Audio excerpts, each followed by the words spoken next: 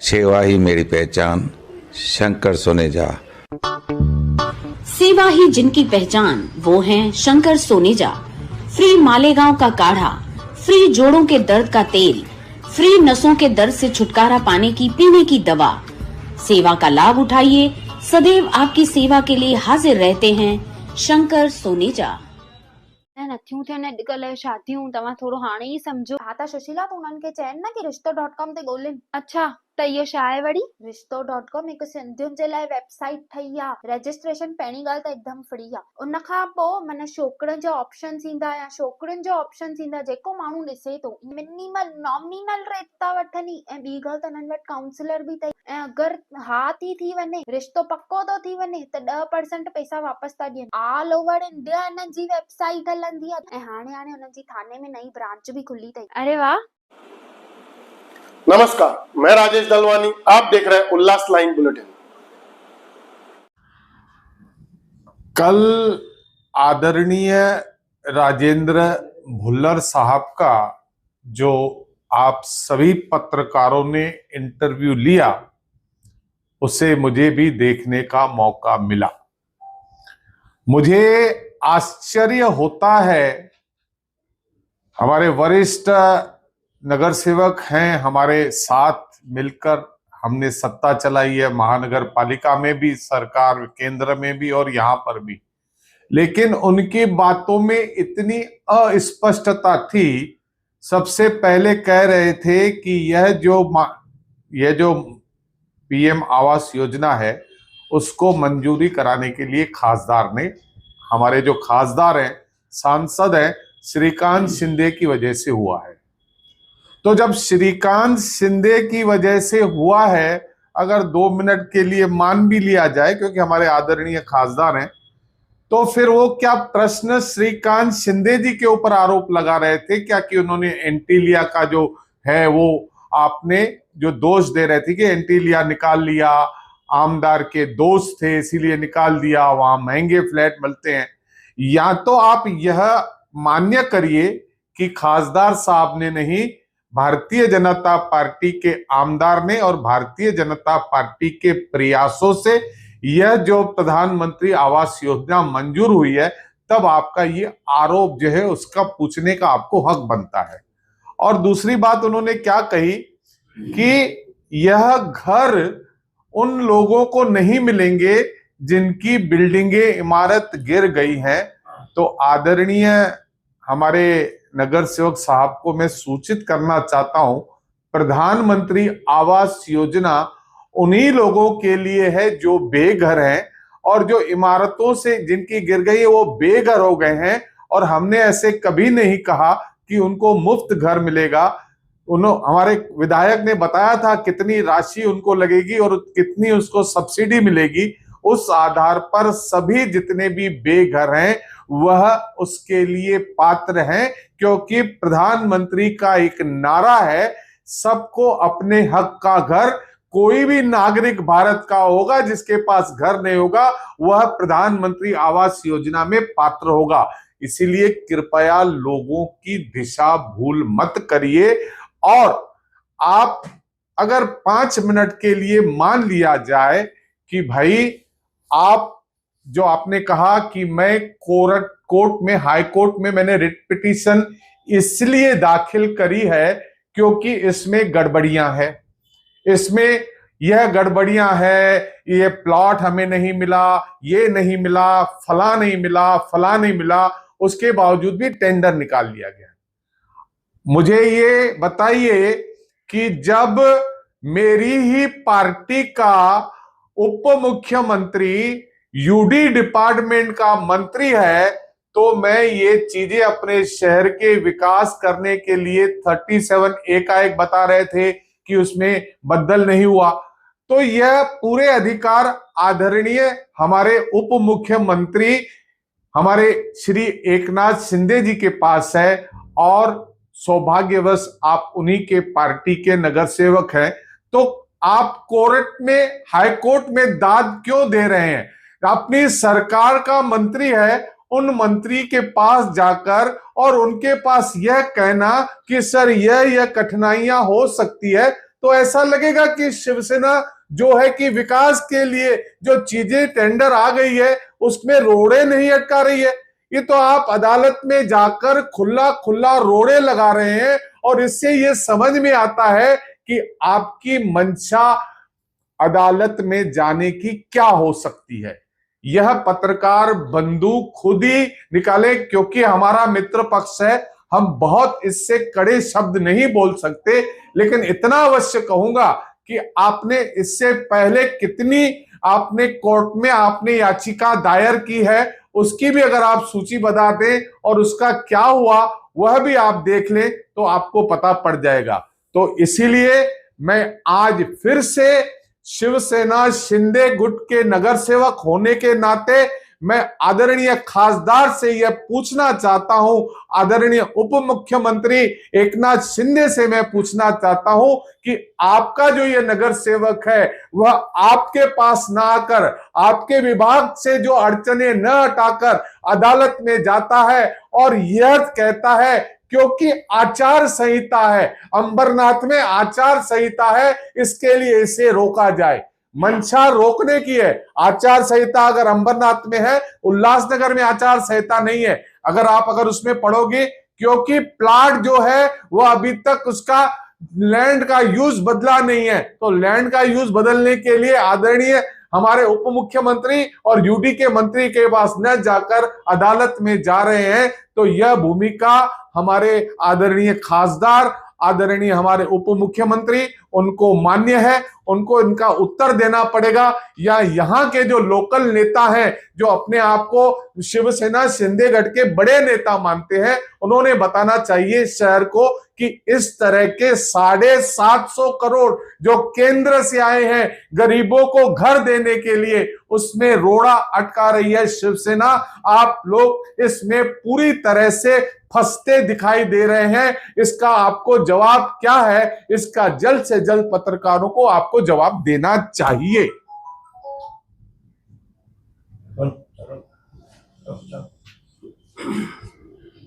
प्रदीप जी, ये सही है कि रेजोल्यूशन अभी भी चेंज नहीं हुई है? इसके बारे में जानकारी। मेरे हिसाब से जो कुछ भी कमियां होगी उसके गहराई में हम नहीं गए हैं, लेकिन मुझे पता है कि प्रशासन और सरकार इतनी सज्ज है, इतनी कैपेबल है, इतनी उनकी शक्ति है, जो छोटी मोटी तांत्रिक अगर कोई होगी, तो मुझे जानकारी नहीं है, मेरे हिसाब से तो हो गई होगी, क्योंकि इसकी गहराई में हम नहीं गए हैं, इसके लिए इसका उत्तर देने की स्थिति में नहीं है। लेकिन इतना आपको बता दें कि इस वजह से यह काम नहीं रुकेगा। जो चीजें हैं वह करने वाली हमारी सरकार है, और सरकार अगर ऐसी कुछ चीजें कमी रह भी गई होगी, तुरंत प्रभाव से जब हमारे आदरणीय प्रधानमंत्री 750 करोड़ दे देते हैं, तो इन छोटी मोटी चीजों के लिए यह इतना बड़ा प्रोजेक्ट रुकेगा क्या? बिल्कुल नहीं रुकेगा। यह केवल इन शिवसेना शिंदे गढ़ की मंशा को उजागर करना का हमारा कारण था, क्योंकि ये कहते हैं कि हम केवल विकास का काम करते हैं। इस तरह से कैसे विकास होगा? आप उसी पक्ष के पिछले 25 सालों से आप नगर पार्षद हैं और इस तरह के रिट पिटीशन डाल रहे हैं, तो कहीं ना कहीं आपके विकास मॉडल पर एक बहुत बड़ा प्रश्न चिन्ह लग रहा है। प्रदीप जी, उन्होंने एक कहा कि ठीक है, मैं कोर्ट से मेरा पिटीशन पीछ लेता हूं, मगर जो आवास योजना है वो एंटीला में पास कराए। अच्छा, आइए इस बात पे मैंने कहा कि अगर आदरणीय खासदार महोदय ने यह पास कराई है, जिस तरह से अरुण आसान और राजेंद्र चौधरी ने कहा, तो यही मैं उनसे प्रश्न पूछता हूं कि हमारे जो मंत्री हैं टाउन यूडी डिपार्टमेंट के, उनको कहकर अगर आप अपनी याचिका वापस लेते हैं और लोगों से क्षमा मांगते हैं और कहते हैं कि मैं वापस लेता हूं, तो मैं आपसे वायदा करता हूं कि हम और हमारी सरकार मिलकर एंटीलिया में भी घर बनवाएंगे। उनका कहना है कि एंटीलिया में ऑलरेडी सैंक्शन है, लेकिन टेंडर क्यों नहीं निकाला गया? अभी हमारे आप जो बोल रहे हैं, यह डिपार्टमेंट जो है उप मुख्यमंत्री श्री एकनाथ शिंदे साहब के पास है। यह प्रश्न अगर पास करने वाली जो अथॉरिटी होती है यह प्रश्न उनके पास होना चाहिए, उनसे पूछना चाहिए क्यों डिले हुआ है। हमारी तरफ से कोई डिले नहीं है। मनपा आयुक्त और आप मिलीजुली कर करोड़ों का भ्रष्टाचार करने का कोशिश कर रहे हो, ये भी आरोप लगाया हुआ है। भ्रष्टाचार कौन कर रहा है? 2000 अगर आप कहेंगे कि 2020 में जब शिवसेना की सत्ता थी, जब उद्धव बाला साहब ठाकरे मुख्यमंत्री थे, तब से लेकर आज तक पूरा जो वर्चस्व है शिंदेगढ़ का महानगर पालिका में है। किस तरह के लोग बिठाए गए टाउन प्लान में, जिसका मैंने आपको पिछली बार नाम भी बताया था। ऐसे लोग किस तरह से, कैसे भ्रष्टाचार उन्होंने किया, किस तरह से पूरे महानगर पालिका के प्रत्येक विभाग में भ्रष्टाचार किया, वो किस तरह से हुआ, कैसे हुआ, इस वक्त उसको आप दिशा बदल जाएगी, उसके लिए अलग से आपसे इंटरव्यू करेंगे। ये सिर्फ भ्रष्टाचार जो रहता है बाहर निकालने के लिए चुनाव के माहौल दिख के बाहर निकालते हैं, बाकी टाइम शांत रहते हैं, आरोप लगाया आप पे। देखिए, चुनाव के समय निकालो या कब निकालो, भ्रष्टाचार एक ऐसी लड़ाई है जो निरंतर लड़ी जाती है। ऐसा नहीं है कि केवल चुनाव के समय में ही होता है। मेरी एक प्रेस कॉन्फ्रेंस में मैंने पहले भी कई बार ऐसे, जब चुनाव नहीं थे तो भी भ्रष्टाचार के मुद्दे निकाले थे, लेकिन जब तक भ्रष्टाचार के मुद्दे पूरी तरह से खुल नहीं जाते तब तक पत्रकारों के आगे आना ठीक नहीं, हवा में किसी तरह के भ्रष्टाचार लगाना ठीक नहीं है। अब कई चीज जैसे टीडीआर का मुद्दा है और सारी चीजें हैं जो खुले तौर पर सामने आ गई है कि जिस तरह से प्रशासन ने इस शिंदे सरकार कहें या आप कहें कि भाई महापौर थे उस समय के, जिस तरह के भ्रष्टाचार एक एक करके बाहर आ रहे हैं, उसका पूरा काला चिट्ठा हमने आपको दिया है। एंटीलिया के बिल्डर से आपकी भारतीय जनता पार्टी के नेताओं की साठगांठ है, इसलिए वो प्रोजेक्ट का नाम आप वहां पर नहीं ले रहे, ऐसा आरोप गुल्लर महाराज ने लगाया। उसको मैं पूरी तरह से आपको बताया, बार बार वही प्रश्न आ रहे हैं सभी पत्रकारों की तरफ से, अंतिम में उत्तर दे रहा हूं। अगर वह श्रेय ले रहे हैं कि हमने यह पास कराया है, तो उसका जो उस तरह का प्रश्न पूछने का उनको अधिकार नहीं बचता। या तो वो अपना श्रेय लेना पीछे ले ले कि प्रधानमंत्री आवास योजना में शिंदेगढ़ का कोई हाथ नहीं था, तब उनकी यह प्रश्न पूछने का अधिकार तब उनको हो सकता है। उन्होंने पूर्व जिलाध्यक्ष से बोलते हुए आप पे भी आरोप लगाया है कि जहां ये भ्रष्टाचार की बादशाह करते हैं मगर खुद उस पर शामिल होते कई जगह पे। ऐसे प्रश्नों के क्या उत्तर देंगे जिसका कोई सर नहीं पाव नहीं? ऐसे तो कोई भी किसी को लगा दिए, कोई ऐसे आप प्रमाण दीजिए कि पूर्व जो जिला अध्यक्ष यानी मैंने कुछ किया है तो उसके प्रमाण भी देने चाहिए। तो टेंडर डायरेक्ट कैसे निकले? कौन से टेंडर डायरेक्ट कैसे निकले? प्रधानमंत्री आवास के नहीं, ऑनलाइन है। एक को कैसे दिए? आपके पास जानकारी नहीं है, वो ऑनलाइन है, अभी भी चल रहा है। उन्होंने एक आरोप लगाया है कि जिस प्लाट पर आवास योजना का निर्माण होने वाला है वो प्लाट अभी भी लोगों के पास ऑक्यूपाइड है, महानगर पालिका ने वो प्रॉपर्टी हैंडओवर की नहीं है, तो वहां पर काम कैसा होगा? और उन्होंने ये भी चैलेंज किया कि महानगर पालिका की आयुक्त वह प्लाट हमें दिखाए कि वो ताबा उनके पास है तो मैं मानूंगा। आप देखिए, ये 7 नंबर में है, जिला अधिकारी ठाणे यांचा आगाऊ ताबा आदेश दिनांक। उन्होंने ये ताबा ठाणे हमारे को कलेक्टर ऑफिस ने दे दिया है, लेकिन आप इस बात को तांत्रिक बातों में क्यों जा रहे हो? क्या वो सरकार का हिस्सा नहीं है क्या? विरोध किस बात का कर रहे हैं? उनका मंत्री नहीं है क्या? यूडी का मंत्री है। कहना तो उन्होंने ये चाहिए कि भाई अच्छी बात है, 750 करोड़ आए हैं, हम सब मिलकर इस शहर के गरीबों के लिए घर देंगे। ये वो क्या विरोधी पक्ष के नेता हैं? और वो इस तरह के हम पे आरोप लगा रहे हैं। किसके ऊपर आरोप लगा रहे हैं? प्रशासन के ऊपर आरोप लगा रहे हैं। प्रशासन किसका है? भारतीय जनता पार्टी शिवसेना शिंदे गुट की सरकार का प्रशासन है ना। आप कम से कम इस बात का तो समझिए कि बस केवल आपने चले जाना है कोर्ट में और इस लोगों के जनहित के लिए काम करने के लिए आगे नहीं आना है और दिखाना है। अब इनके पीछे क्या मंशा है वो आप पत्रकार हैं, वो जांचिए। अदीप भाई वो बोल रहे थे कि ये जो रीजेंसी एंटीलिया में जो प्रोजेक्ट अभी तक उन्होंने डिप्लॉयड नहीं किया है, आगे नहीं बढ़ा है, तो मनीषा आवाड़े के खिलाफ में कोर्ट में गया हूँ। मनीषा आवाड़े भ्रष्ट है, लेकिन उसको प्रोटेक्ट करने के लिए बीजेपी मैदान में आई है और मेरे ऊपर आरोप करेंगे। मुझे अभी भी समझ में नहीं आता, मनीषा आवाड़े जो हमारी यहाँ की आयुक्त हैं उसकी नियुक्ति यूडी डिपार्टमेंट करता है। यूडी डिपार्टमेंट की जो चार्ज है आदरणीय एकनाथ शिंदे जी के पास है, उन्हीं के पार्टी से संबंधित रखते हैं, तो इनका आरोप सीधे अपने मंत्री के ऊपर है या हमारे ऊपर है? बार बार इसी प्रश्न का मैं वही उत्तर दे रहा हूं कि पूरे महानगर पालिका के कमिश्नर को किसी की नियुक्ति देनी है तो यूडी डिपार्टमेंट की तरफ से होती है, और UD department urban development department जो है, शहरी डिपार्टमेंट जो है, शहरी विकास जो विभाग है वो शिवसेना शिंदेगढ़ के पास है, आदरणीय उप मुख्यमंत्री हमारे एकनाथ शिंदे के पास है, उनसे प्रश्न पूछना चाहिए। ये आप सभी पत्रकारों को मैं ये नया एक आपके सामने उल्लासनगर के जो भ्रष्टाचार में जिस तरह का रोड़ा एक बार फिर से लगाया जा रहा है, ये कुल 100 करोड़ के काम है। ये देखिए, आप फोटो आप सभी ले लीजिए, 100 करोड़ के काम है। हाँ, वो सारे दे रहा हूं मैं आपको, एक ये भी है। ये 100 करोड़ के सड़क के काम है जिसको आदरणीय मुख्यमंत्री ने यहां पर देखिए सही करके दिया है। मुख्यमंत्री ने कहा है, कब दिया है? 1/7/2025 को।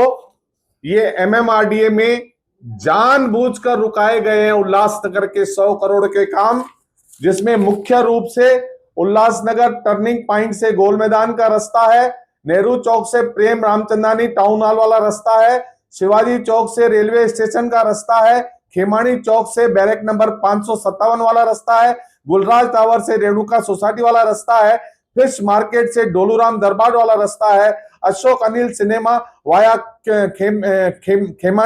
खेमी डाइंग मनीष नगर वाला रास्ता है, उल्लासनगर रेड क्रॉस सोसाइटी से नानक गिरा चौक तक का रास्ता है। कुल मिलाकर 100 करोड़ के रास्ते एमएमआरडी यानी इसी विभाग में जिसको रोका गया है, और अभी थोड़े दिनों में ऐसा ना हो जाए कि इसको इलेक्शन आते आते हमारे जो आज के तारीख में मित्र हैं लेकिन मित्र के रूप में विरोधी पक्ष की भूमिका निभा रहे हैं, वह यह कह दे कि हमने 100 करोड़ के रास्ते पास कर दिए। तो इसको पहले से ही हम बता रहे हैं, यह हमारे मुख्यमंत्री द्वारा दिया गया आदेश है एमएमआरडी को। इसके सारे अगर ये 100 करोड़ के रास्ते पास हो जाते हैं, जो कि 3-4 महीने से एमएमआरडी डिपार्टमेंट में यूडी डिपार्टमेंट में रुके हुए हैं, इसकी भी मैं आपको जानकारी दे देता हूँ। एमएमआरडीए में रुके हुए हैं, यूडी डिपार्टमेंट ने रोके हैं। लाड़की बहन योजना के कारण पैसा नहीं होगा गवर्नमेंट के पास, इसलिए रोके हुए। देखिए, ये भी कारण हो सकता है, लेकिन यथास्थिति यह है कि रुके हैं। हो सकता है लाड़की बहन की वजह से रुके हैं, तो कोई बात नहीं है, लेकिन अगर अचानक अभी पास हो जाए और उसका श्रेय लेने का कोई कोशिश न करे, इसके लिए हम आपको बता रहे हैं, चलो श्रेय भी ले लें, कोई बात नहीं है, हमारे शहर का काम हो जाए। अगर ये श्रेय ले लेते हैं कि हम लोगों ने ये काम कराए हैं, तो हमें खुशी होगी, भले श्रेय उनके पास जाए, शिंदेगढ़ ने कराया, टीओके ने कराया, हमें खुशी होगी, भले वो श्रेय ले ले, लेकिन काम करवा दें। धन्यवाद। अभी प्रेमनगर टेकरी और संतोष नगर का जो प्लॉट है, उसमें से प्रेमनगर के टेकरी के ऊपर एक बिल्डिंग बनी हुई है और उसका ओसी भी प्राप्त हुआ है बिल्डर को, ऐसा उन्होंने हमें पत्रकार परिषद में बताया। आपका क्या कहना है? देखिए, ये टेक्निकल बातें डीपीआर सैंक्शन के टाइम पे देखी जाती हैं, और डीपीआर जो है वो स्टेट गवर्नमेंट से और सेंट्रल गवर्नमेंट से सैंक्शन होके आई है। तो बट नेचुरल है, इस प्लाट को जब भी डिमार्केट किया गया होगा, जब भी मोजणी की गई होगी, तो उसका ख्याल रखा गया होगा। उनका कहना है कि डीपीआर है वो बंद गोली में बैठ के बनाया गया है, कोई प्लॉट पे नहीं आया है, अभी की जो स्थिति है प्लॉट की वो देखी नहीं गई है। देखिए, जिसने भी टेक्निकल डिटेल बनाई है, डिटेल प्रोजेक्ट रिपोर्ट बनाई है, तो वो लोग पूरी तरह से इन बातों से वाकिफ़ हैं कि ये डिटेल प्रोजेक्ट रिपोर्ट किस तरह से बनती है और उसमें क्या क्या हमें लिखना चाहिए। तभी तो ये urban development department, chief secretary और उसके बाद सेंट्रल गवर्नमेंट इसको मंजूरी दी है। मुझे नहीं लगता है बुलर महाराज जी इनसे ज़्यादा कैपेबल हैं कि वो डीपीआर पे प्रश्न उठा सकते हैं। ये जो पीएमसी लगाई गई है, दी गई है पीएमसी का काम, वो किसी भी विदाउट टेंडर के दिया गया है, ऐसा उत्तर कहना, क्योंकि पीएमसी का वैल्यू एक 10 करोड़ के ऊपर जाने वाला है। देखिए, पीएमसी को अगर टेंडर के बगैर काम दिया गया है तो वो बात उनको उनके हमारे माननीय उप मुख्यमंत्री और अर्बन डेवलपमेंट डिपार्टमेंट के मंत्री श्री एकनाथ शिंदे जी के सामने ये बात उठानी चाहिए।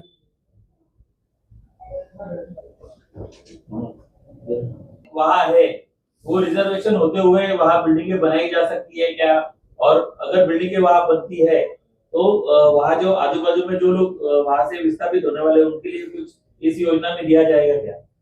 देखिए, इस योजना को जब भी इम्प्लीमेंट किया जाएगा तो रेसिडेंशियल जोन के अलावा जो भी जोन्स इसमें आएंगे तो वो 37(1) के माध्यम से ठीक किए जा सकते हैं, वो कोई इलीगल बात नहीं है।